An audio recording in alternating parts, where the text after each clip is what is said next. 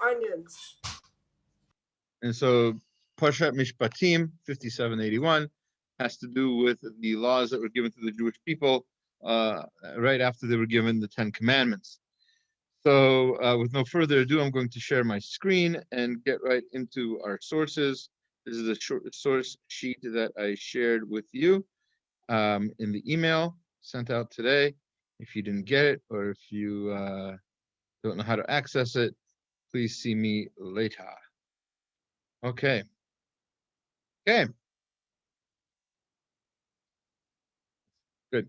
All right. So we are in the sixth parsha of the second aliyah.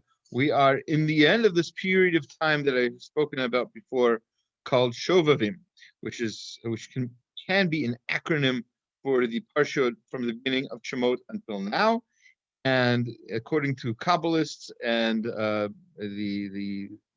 Hasidic masters and the Musar Sfarim, this period of time is a great ideal time to focus on interpersonal relationships, especially of the relation of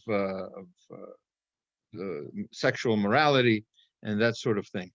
And there will be references to some of these things in the parsha. And so it's worth noticing, and I hope to point them out as we go along.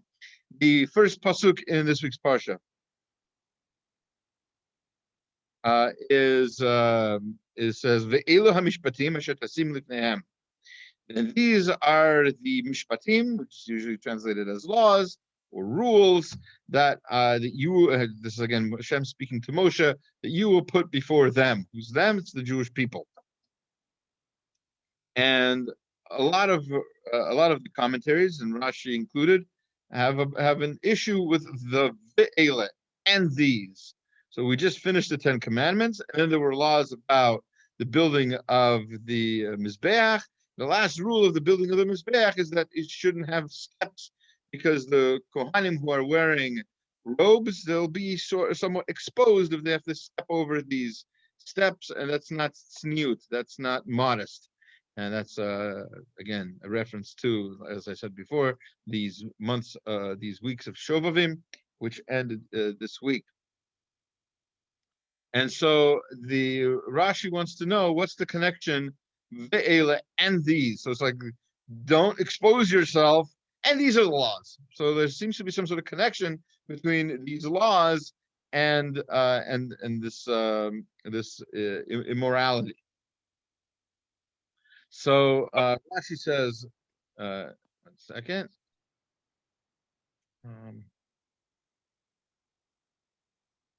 Okay, 1 second. Do this another way. Okay, got it. Okay.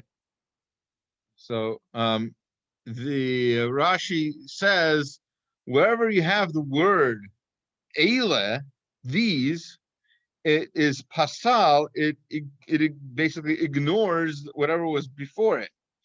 When you say ve'ele, it's most of al harishonim. In other words, it connects. It's somehow related to the previous thing, and of course that makes sense. That works in English as well. Whenever you have the word "and," it's a transition that connects two different concepts. So that should not be a surprise to any of us. So in Hebrew also, ve'ele and these. So somehow this parsha is connected to the previous one. So says Rashi, why? What's the connection? What's going on? So there's a few answers he gives. One is from the Mechilta, and it says there that because the Ten Commandments were given at Har Sinai, so you shouldn't think that these Mishpatim are just random laws that Moshe just cooked up. No, they were also given at Har Sinai. Har Sinai wasn't just the place of the Ten Commandments, regardless of what you've seen in the movies. Har Sinai is a place where we learn a lot of things, including these Mishpatim, these laws as well. But aside from that, Rashi at the end there says these civil laws, which is what most of these are, laws about watching over people's private objects, damages, ownership, these kinds of concepts. So these are also these were discussed in the Sanhedrin, which was in the same area as the Mizbeach, which is mentioned in last week's parsha, at the end of last week's parsha. So in other words, the Mizbeach, which is this holiness and it has to be tzniut, and there's this whole concept of otherworldliness. It's related to what we have here, these laws of very human, very normal, very terrestrial, down-to-earth laws, right, of ownership and property and fires and things like that. Because why? That's what we need a further comment for. And that's where we're going to turn to the Gur Aryeh, the Maral. It's the first of two times that we're going to have the Gur Aryeh today, God willing. And the Gur Aryeh says, and this is a long piece, but in short, what he says is that the very important concept here is that these are not unrelated things. First of all, he talks about how the korbanot, which was brought on the mizbeach, the korbanot, the sacrifices. Sacrifice is not really a good translation for it. Korban comes from the word, says the Gur Aryeh, from the word karov, mikarev et hadam lebore yit'ale. So the sacrifices were supposed to connect, karov, bring close a person to the Ribbono Shel Olam, to the Creator of the world.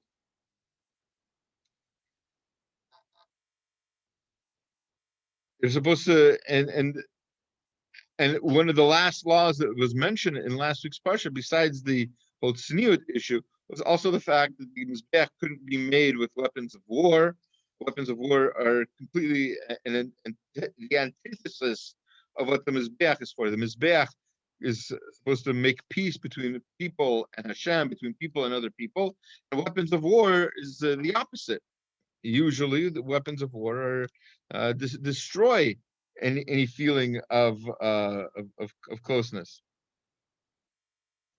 But the essence here says the Gur Aryeh is that this idea of the Sanhedrin, of this body of law and living in this world, is connected to this concept, which we also call din, justice, is not different from, in other words, has to be married to our concept of holiness, our concept of giving and caring, which is what we call chesed. And now that we're on the subject of din and chesed, and even though we haven't learned from Ascent to Harmony this week because we're taking a break to learn about Purim, the Rav Munk, thought I had in the source sheet, but I guess yes, I do. All right, I just have it in the wrong place. All right, so the Rav Munk, in his commentary on the Torah, called Call of the Torah, comments on this. And this should not be a surprise, because as if you remember from the other class, din and chesed are different opposite sides of the sfirot. Right? This idea of justice and this idea of love, of chesed, are not supposed to be completely divided from each other. They're supposed to have a common ground in this area called tiferet, in between. So let's talk about how that works in this week's parsha. The Midrash observes that the Torah is given totally within the context of law and justice. Thus, the Ten Commandments are preceded in the Torah by the chapter concerning the establishment of the institution of justice. They judged the people at that time. This is right before, if you recall, last week's parsha, Moshe was sitting down, giving justice, giving out laws between people who had disputes. So that's not an accident. We needed to learn about that before getting to the Ten Commandments. Laws and justice are thus the bodyguards protecting the forward movement of universal morality, which the Ten Commandments represent. That's what the Ten Commandments are. They're not the last of the laws, not the beginning or the end. They are the springboard that sort of leads into all the other laws. which represent together morality and universal morality, meaning how all people should act. Although the Torah's laws of justice are mentioned right at the start of Jewish legislation, the moral and ethical rules appear later in Leviticus chapter 19. This order is consistent with the fundamental principle, and here's where we're going to get to hints to what he's going to write later in Ascent Harmony, which we've learned already, at least this part, is consistent with the fundamental principle that the basic structure of society depends upon a framework of justice. Obviously, you need to have laws, while the rules of love and moral development serve as its crowning touch. The Torah's first concern was to establish a system of unbiased justice, honest, objective, and uncompromising. Every human being has the right to demand just treatment from his fellow man. Yet this system of law leaves gaps and voids, which can only be balanced by chesed, human kindness and love. The Torah begins its legislation by offering the basic principles of din, justice. However, man must not stop there. He must strive to attain the ultimate perfection, chesed, love, on his own initiative, inspired by Hashem's guidance. Again, just a quick example, as the same example we used when we learned the laws of not laws, when we learned Ascent to Harmony. The quick example is that a human court cannot decide, cannot be biased. You feel bad for somebody. Somebody stole. A poor man steals from a rich man. You can't feel sorry for the poor man according to justice. But according to Chesed, after the court case, after you leave the courtroom, then the rich man can turn to the poor man and give him a gift. Give him the same gift he stole. That's fine. You're allowed to do that. Once he's punished, once the court goes through the rigmarole, once it goes through the system and gives out and levies out the punishment as needs be, then the person who wants to, and person should want to, remember that's what we're saying here. There's a system of chesed. The world was created with this chesed because Hashem wants us to now go the extra mile and give as much as we can. This is not just only in this case. The Torah later on, I don't have the source here, but Rav Yerucham Levovitz points out the famous case of what's called in yeshivas, it's called the case of the Dalet and Hay, right? The 4 and 5, right? When the person steals an ox versus when a person steals a sheep. When the person steals a sheep and has to pay back the value, he has to then also give a certain a fourth of the value as well, as opposed to when he steals, sorry, a fifth of the value, as opposed to when he steals an ox, he has to give a fourth of the value. Why less when he steals he gives a fifth when he steals a sheep, fourth when he steals an ox. And the reason is because he's already paid somewhat for the sheep. How is he paid? Not to the actual victim, but he's paid with his embarrassment, because to steal a sheep you have to basically carry the sheep, and having to carry the sheep in whatever situation you have to do that in, that degradation of humanity is somewhat already an expiation of his sin, and he has to pay now less of the value. And then Rabbi Yerucham Levovitz points out, see how cheshbonot dakot, he calls it, these little tiny cheshbonot, these little tiny calculations that the Torah cares about. Human dignity matters in a case of law. So yes, he has to pay. Yes, that's true. But there's still some chesed even in the din, and that's an important concept. Okay, now we're going to skip a few psukim. We're still chapter 21. Chapter 21, verse 10. We're going to skip 9 psukim to learn about a very important topic. I don't know how much, how deep we want to go into it. Probably not so much. We don't have all that much time. But at least to mention, especially in these months of Shovavim, definitely worthwhile.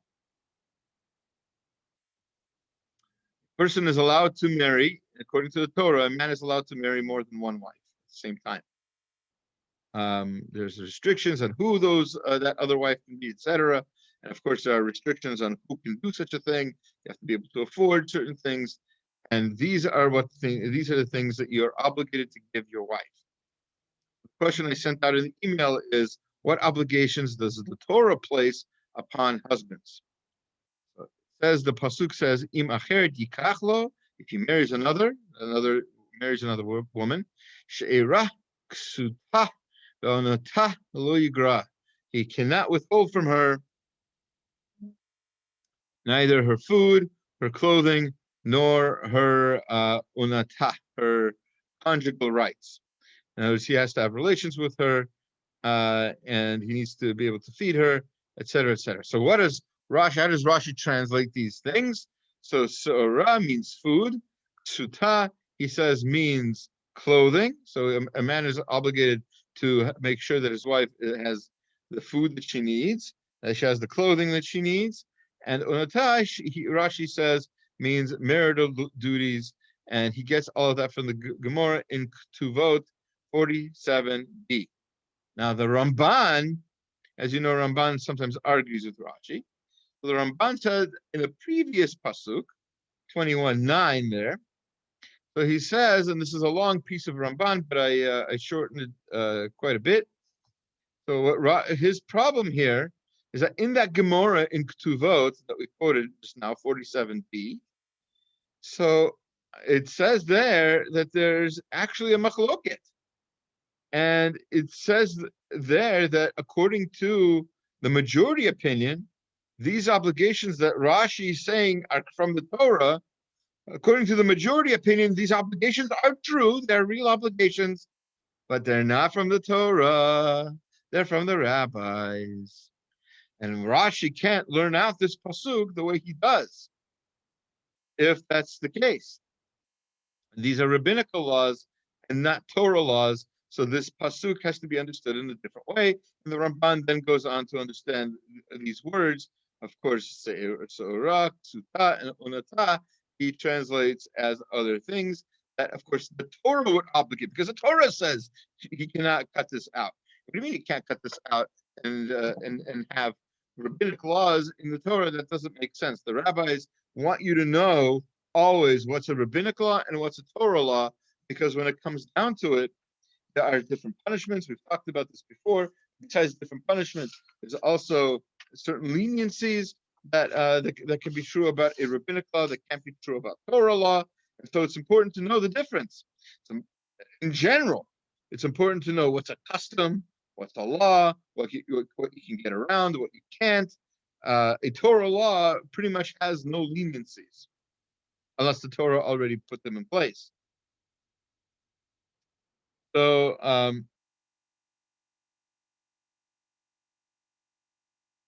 so the Ramban is basically saying that these a lot of these things are actually not of Torah origin; they are of rabbinic origin. He does conclude, though, however, that onata as sexual gratification is an obligation on the man, not from the rabbis, but from the Torah. So he agrees with Rashi about that third one, by the way, just to point that out. But the Maharal in the Gurari again, so he defends Rashi, as he often does, and he says that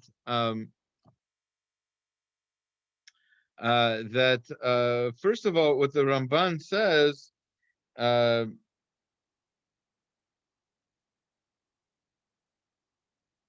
he says that, sorry, let's back up. The Maharal says that what Rashi brought down is what the Mechilta said.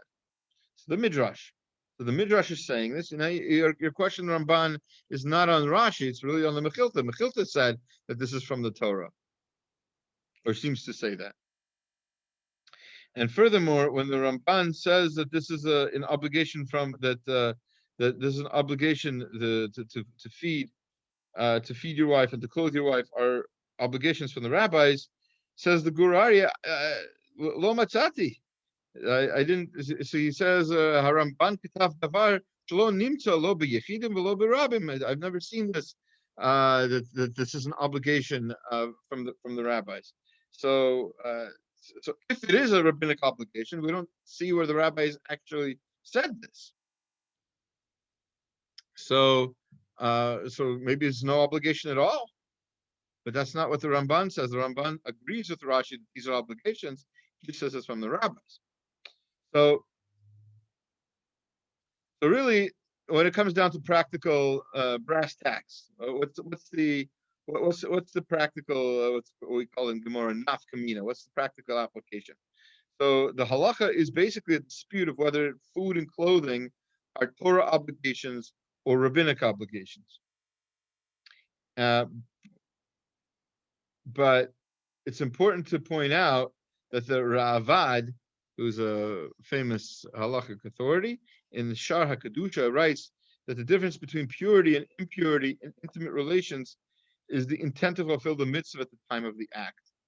So we definitely for sure have a mitzvah that is from the Torah, that a man has to gratify his wife, has to provide this for his wife, and then therefore this is one of the things that has led to peace in the home, in the Jewish home, for generations. And there are certain halachot about this. Of course, we can't go into detail in public, but there are books that are written on the subject. And when it's relevant to you, let me know, and we can discuss this. All right, let's skip a few psukim to 21:15-17. Very interesting question asked by Rav Shimon Schwab, blessed memory. So Rav Shimon Schwab wants to know, you have here 3 psukim in a row. The first one, as you'll see, is about mother and father. The second pasuk has to do with kidnapping. And the third pasuk has to do with a mother and father again. So it sounds like this kidnapping thing just like got in the way, made a very weird sandwich. Let's look at the psukim exactly. It says, Umake aviv v'imo mot yumat. Somebody who hits and bruises or causes blood to his mother or father, mot yumat, is deserving of the death penalty. Of course, that's when we had a Sanhedrin that could give the death penalty, etc. Next pasuk says, "V'gonev ishu macharo nimtza biyado mot yumat." Somebody who steals a human being, sells him, and then he is found in his hand. He is found. Then that person again, mot yumat, deserves the death penalty. Last but not least, makalel aviv imo mot yumat. Somebody who curses his mother and father using God's name, etc., also deserving of the death penalty. Of course, assuming there's witnesses and warning, etc. All kinds of restrictions. So says Rav Shimon Schwab in Mayan B'Tishrei. He wants to know, why is there a hefsek? Why is there a split? We have let's talk about, let's call these don'ts, right? Don't hit your mother and father. Don't kidnap anybody. Don't curse your mother and father. Mother and father probably deserve to be together there, and not with a kidnapper in between. So he says here an amazing idea. Nira shlachora yifla ech itaken sheyavo ha'adam l'darga shepala kizu pachot o lekalel hora. How can it be that a person would stoop to such a low level to curse or hit his parents? You want to hear the answer? The answer is in the Gemara in Kedushin. And the answer is, in the Gemara in Kedushin, is he learned from watching his parents how to treat them. How he was treated taught him how to treat them. And so therefore, says Rav Schwab, this middle pasuk about kidnapping isn't about a kidnapper. It's about bad parents who've kidnapped their children from the source of goodness, from Torah, from Judaism, from Yiddishkeit. They've become such bad parents that he has no choice but to behave to them in this bad way because of how he's been treated. Of course, this is not an excuse. It's not saying, oh, like like modern psychologists today. Oh, tell me more about how your mother treated you. So no, that's not what we're talking about here, right? So obviously, aside from obvious abuse situations, the issue is hagonev nefesh. So this person who has been taught, who's had this kind of chinuch, has taught him that hitting or cursing is okay. So when he turns around and does this to his parents, this should not come as a surprise, right? Chinuch is important. We want to teach our children to behave in a moral, upstanding way, and so that's an important part of leading a Jewish life, is how we teach our children.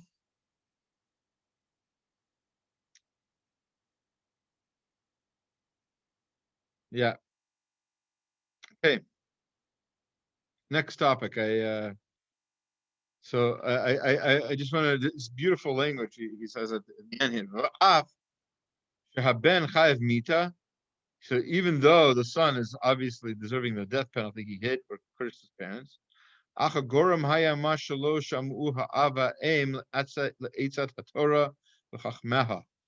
This could have all been fixed had the parents followed the Torah and its wisdom in how they raised this child, and then they wouldn't have lost this child. So that's the motumat. That's the death. That's the death. It's a spiritual death, and it's caused by bad parenting, or it can be caused by bad parenting. Okay, let's talk about a different kind of death, physical. Now we talked about spiritual. We talked about the mizbeach. We talked about motumat. Let's talk about staying healthy. So it says there, if somebody hits somebody else and the person dies from the injuries, the person who hit him is obviously responsible. Okay, assuming there was warning, assuming the person knew what they were doing, they hit them on purpose.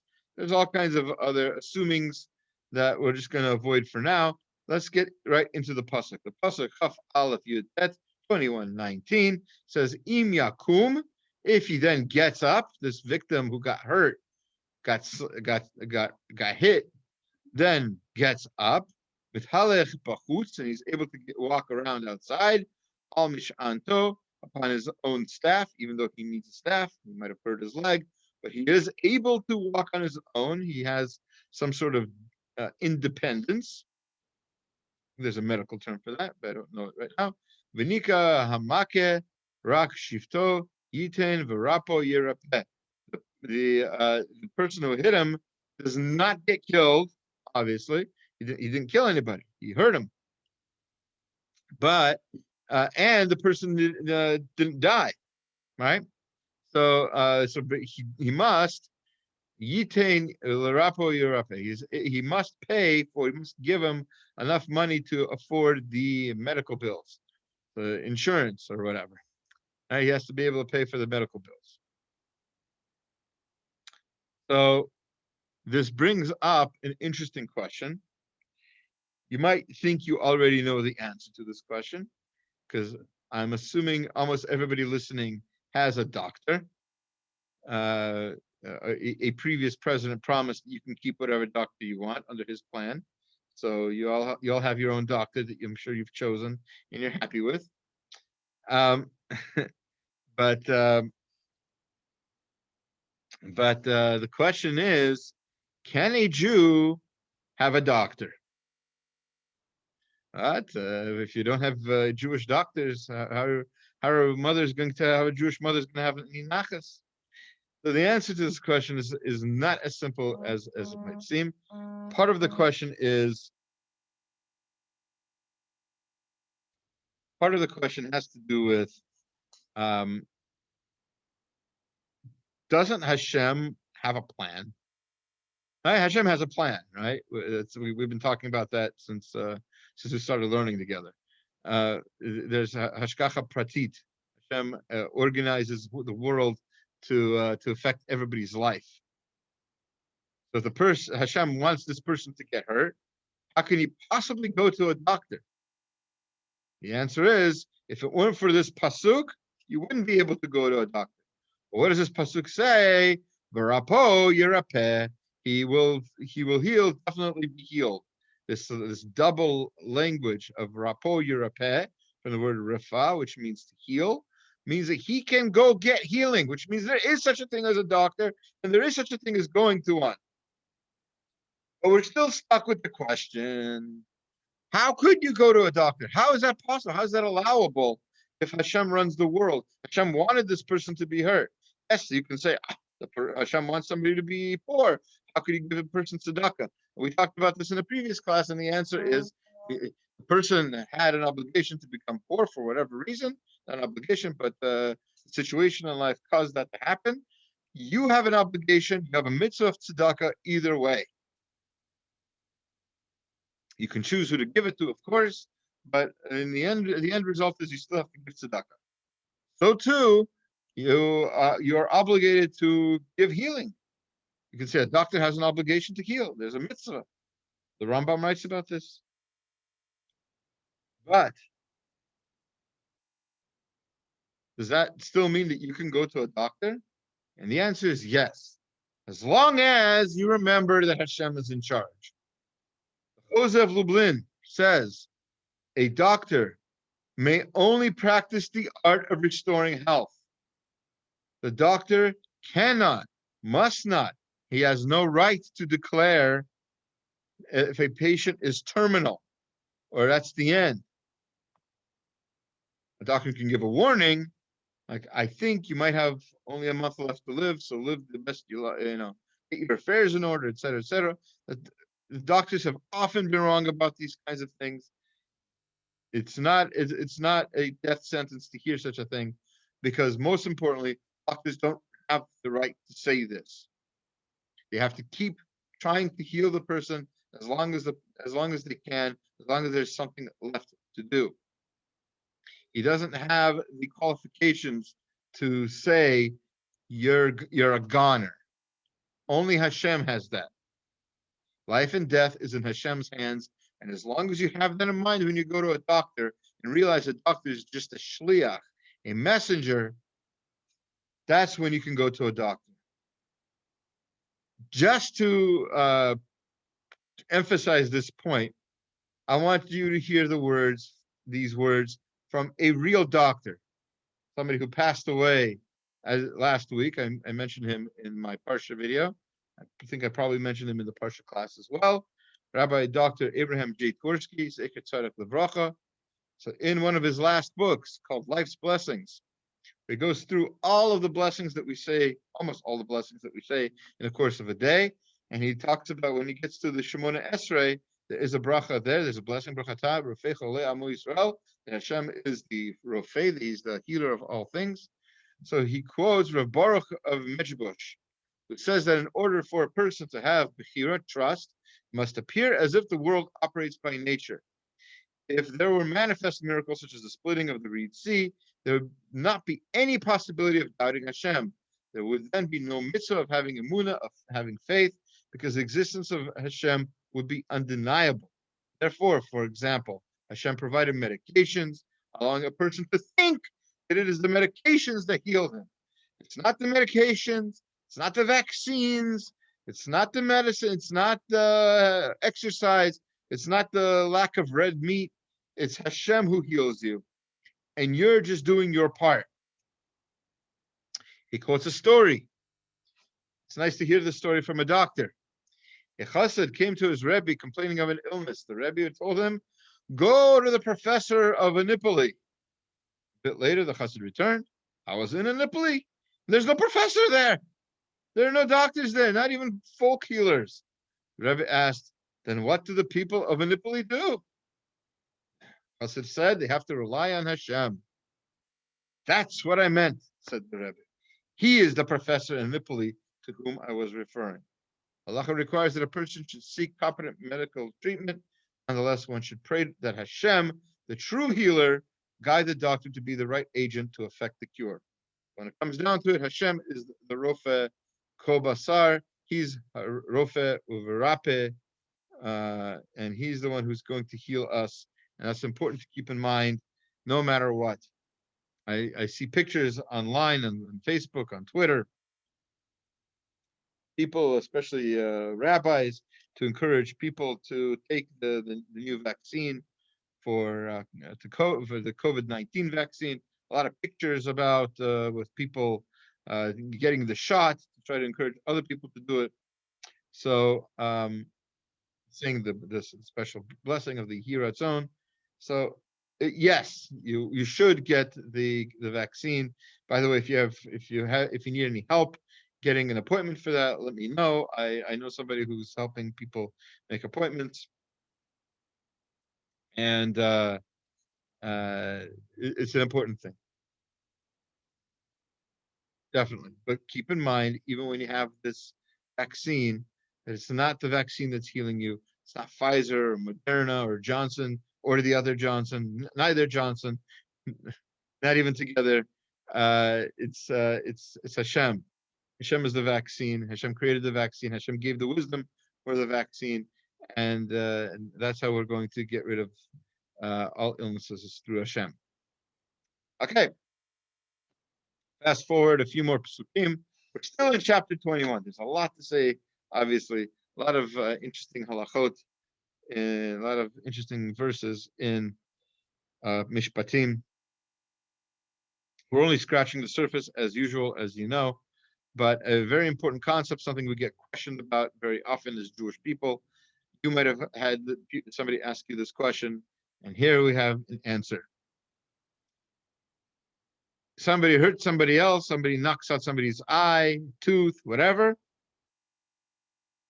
Says the pasuk, ayin tachat ayin, shen tachat shen, yad tachat yad, regel tachat regel.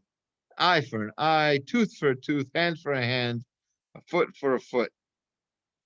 Seems like Torah is saying, you bust my eye, I can take you to court, and your eye will get busted.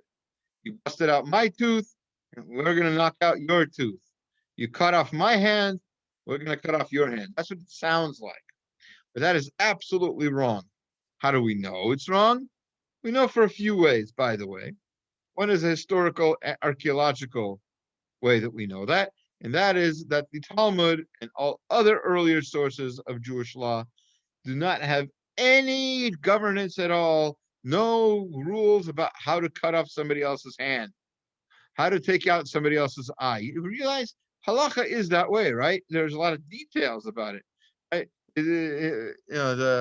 You've probably seen the stand-up comedian talking about the good thing that Jews don't have Christmas trees, because we'd have how high it has to be, or to put on the lights, what color decorations, what size, etc., etc. So no, we don't have that. So if we don't have rules about how to take out somebody's eye, it doesn't mean to take out somebody's eye.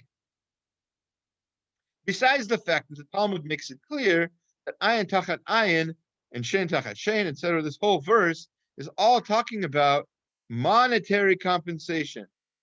Ayin tachat ayin. You've heard this before from the Vilna Gaon. I'm sure you've heard this before. But now I want to show it to you. It's called inside. These are his holy words.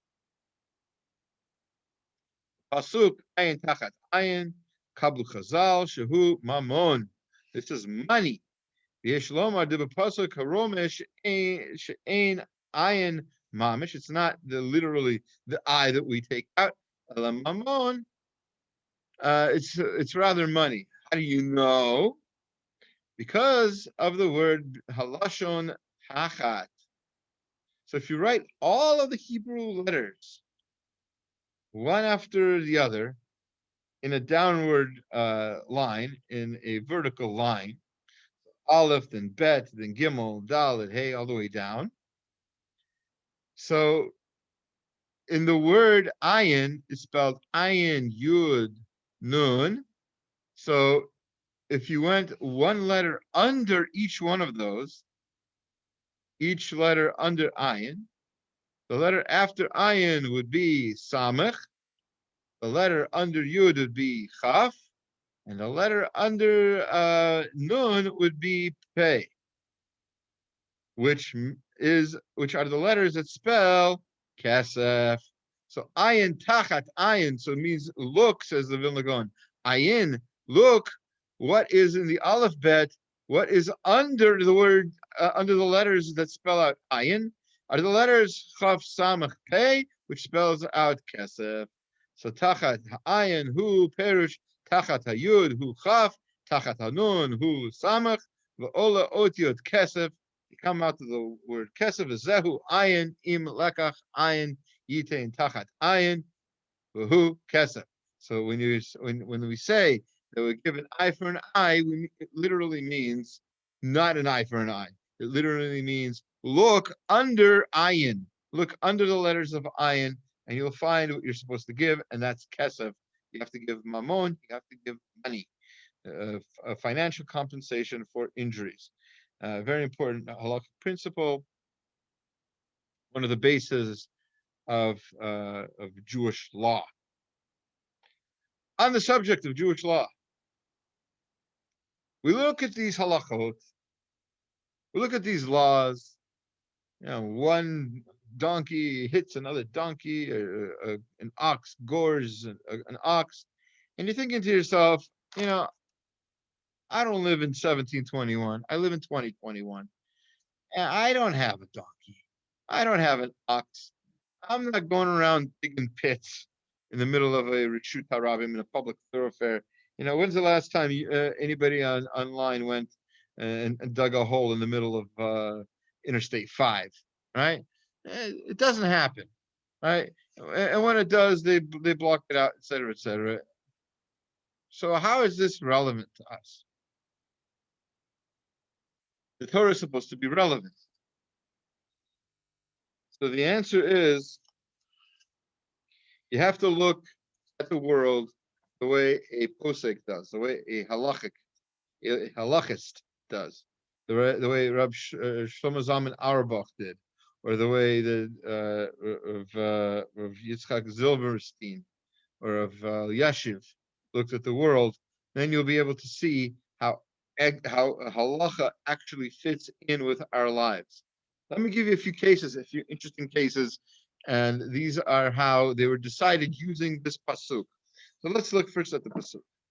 The pasuk says, "Yiftach ishbor," when a person opens up it, "O yichre ishbor," or he digs a pit, "velo yichasenu," and he doesn't cover it, "v'nafal shama shor chamor," and then an ox or donkey falls into it. That person is responsible for the damages to the ox or donkey.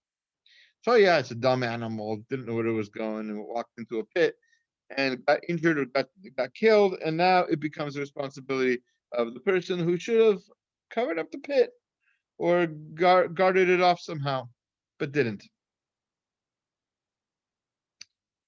So,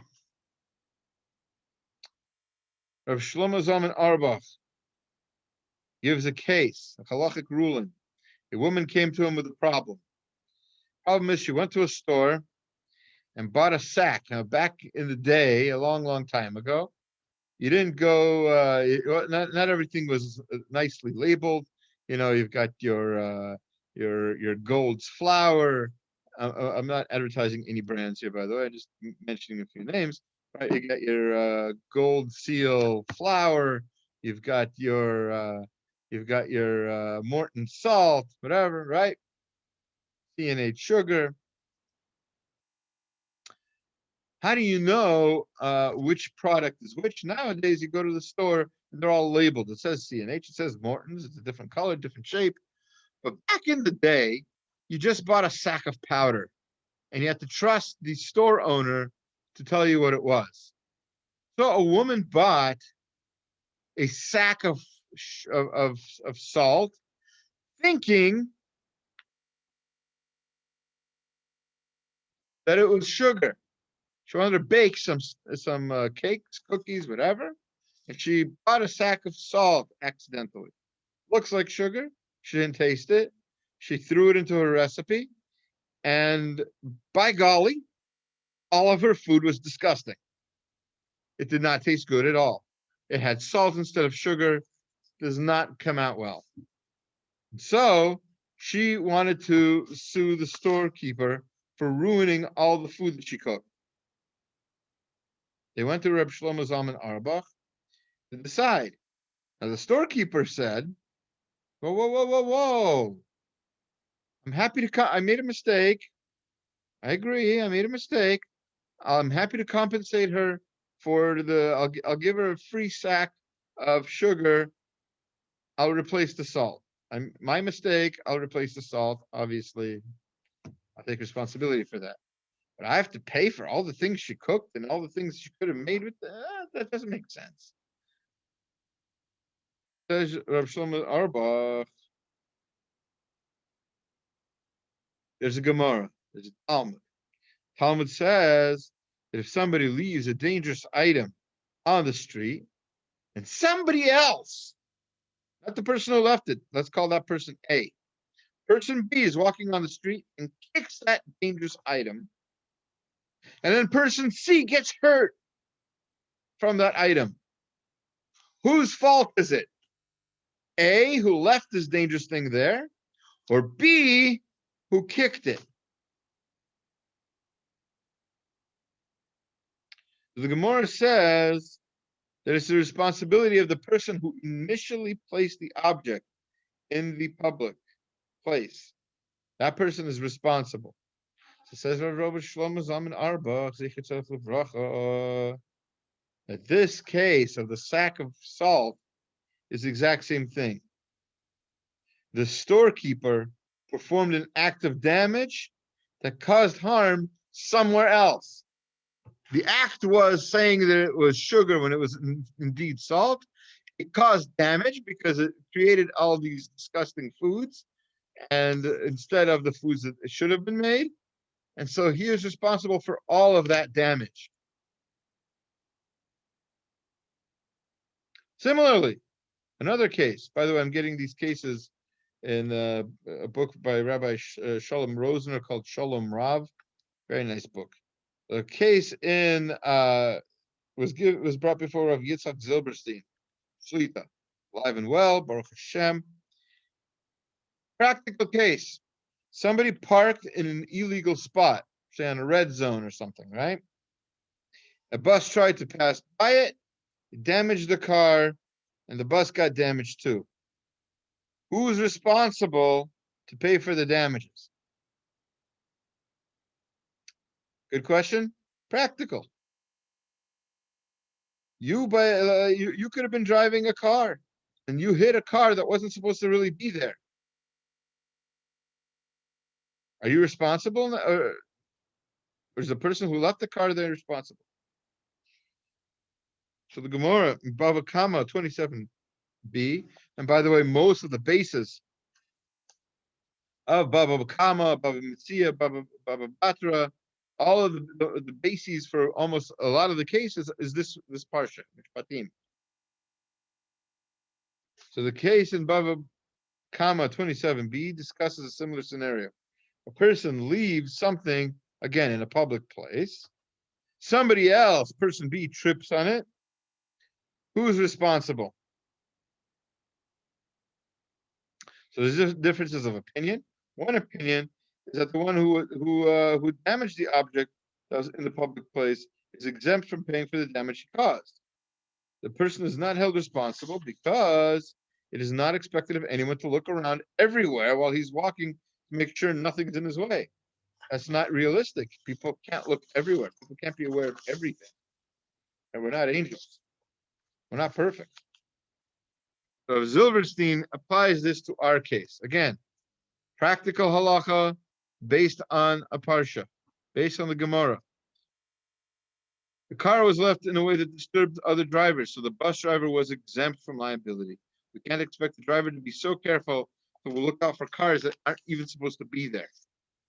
Right? It wasn't supposed to be there. It's the person's fault for leaving the car there. That kind of responsibility comes from this parsha. The fact that we have a world where that's upheld, where that's something that people care about, shows the reach of our holy Torah. Okay. 2 more psukim, God willing. We're going to skip to the next parak a little bit. Talks there a little bit about how we're not supposed to eat a terefa. The terefa is an animal that was torn, animal that was injured and killed, not by shechita, not by not by being cut properly in the kosher way. So it says there, Anshe Kodesh Tiyunli, you should be holy people. Do not eat the meat that was in the field that became a treifa. La kelev tashlichun oto. Throw it to the dogs. Why the dogs? So I give one answer in the parsha video that I have not yet released, this week's parsha. Here, but the classic answer is actually given by Rashi. Rashi says, why give it to the kelev? Because the kelev needs a reward for doing something amazing.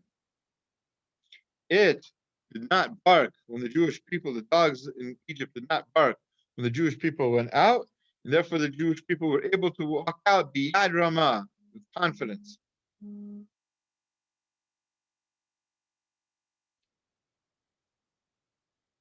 Okay?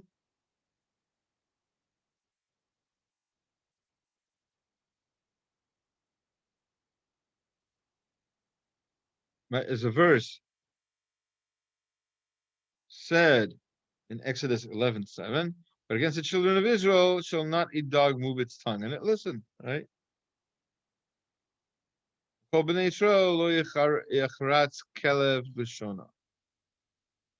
Okay. So that's one answer. Why dogs specifically? Is there any other reason why dogs specifically?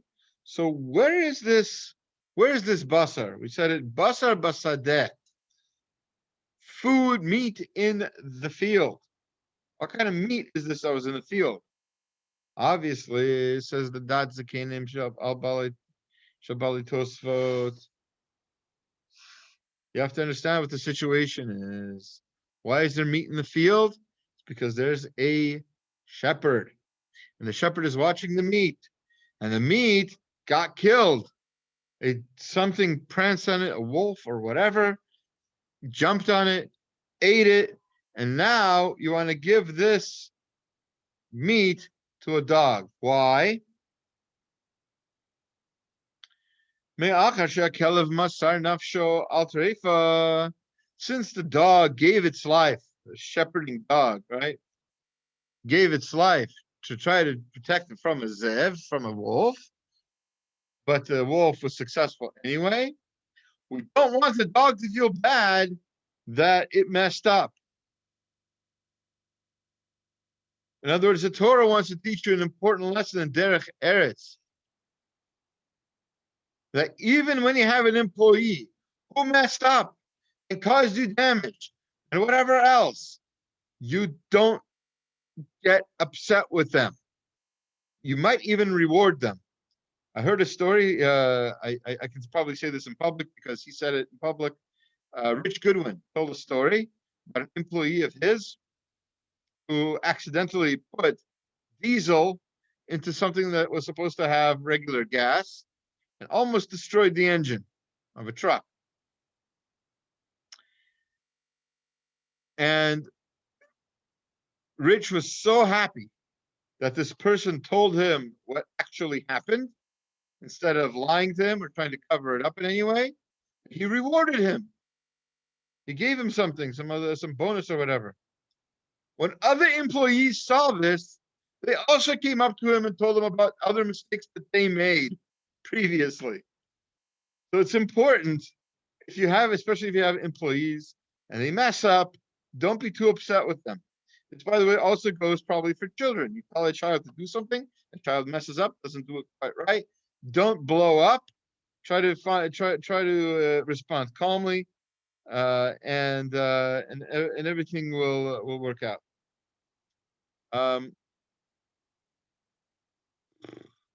Do we have time for this? No, we don't. Have to wait till next year. to see this beautiful Meshech Chachma. All right, that's all the time we have today. I'm going to stop the sharing of my screen, and they're going to stop the live stream to Facebook, and then stop the recording and see if there's any questions.